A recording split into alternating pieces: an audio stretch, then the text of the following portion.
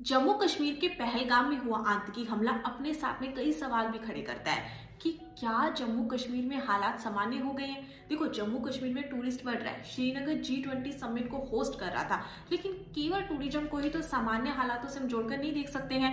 देखो, अगर हालात सामान्य होते तो पर्यटकों पर हमला ही नहीं होता और हमेशा अमरनाथ यात्रा पर भी आतंकवादी हमले का खतरा बना रहता है। तो हम कैसे कह सकते हैं कि जम्मू कश्मीर में हालात सामान्य हो गए हैं। दूसरा सवाल, जब ये अच्छे से पता था कि इस इलाके में इतनी बड़ी संख्या में टूरिस्ट आते हैं, तो फिर वहां पर सिक्योरिटी फोर्सेस क्यों नहीं थी। देखो, जो आतंकवादी थे ना, उनको अच्छे से पता था कि सिक्योरिटी फोर्सेस केवल पहलगाम में है और पहलगाम से 6 किलोमीटर दूर बैसन घाटी है और वहां तक पहुंचने के लिए कोई रोड भी नहीं है और सिक्योरिटी फोर्सेस को वहां आने में लगभग 1 घंटा लग जाएगा, इसलिए उन्होंने बैसन को सिलेक्ट किया। पहलगाम में हुए आतंकी हमलों से पहले हमारी खुफिया एजेंसियों को कुछ इंपोर्टेंट इनपुट मिले थे, जिसमें यह साफ था कि पाकिस्तान आधारित आतंकवादी संगठन हमला कर सकता है, जिसका निशाना मेनली पर्यटक और तीर्थयात्री होंगे। खुफिया एजेंसियों ने ये जानकारी हमारी सुरक्षा एजेंसियों के साथ भी शेयर की थी, लेकिन खुफिया एजेंसियों के पास में ना ये बिल्कुल सही जानकारी नहीं थी कि हमला कहां पर होगा और यहीं पर हमसे चूक हुई। पिछले साल मई में पर्यटकों और अमरनाथ यात्रियों की सुरक्षा के लिए SOP बनाई गई थी, इससे भी चूक हुई।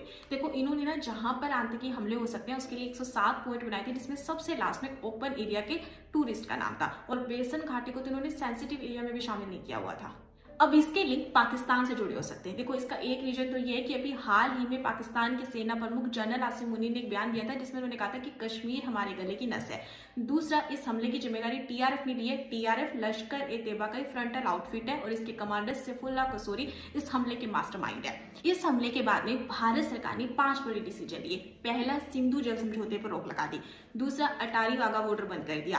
तीसरा, पाकिस्तानी नागरिकों को भारत को 48 घंटों में छोड़ना होगा। चौथा, नई दिल्ली में पाकिस्तान हाई कमीशन में सैन्य, रक्षा, नेवी और एयरफोर्स एडवाइजर्स को अवांछित व्यक्ति घोषित कर दिया गया और इन्हें 1 हफ्ते में भारत को छोड़ना होगा। और पांचवा, भारत इस्लामाबाद से सैन्य, नेवी और एयरफोर्स एडवाइजर्स को वापस बुलाएगा। पहलगाम में जिन आतंकियों ने हमला किया था उनमें से 3 के स्केच जारी कर दिए गए हैं। इन्होंने ना अपनी बॉडी पर कैमरा लगा रखा था और ये हमले की रिकॉर्डिंग कर रहे थे। अब इन सब पर आपकी क्या ओपिनियन है, मुझे कमेंट सेक्शन में बताना।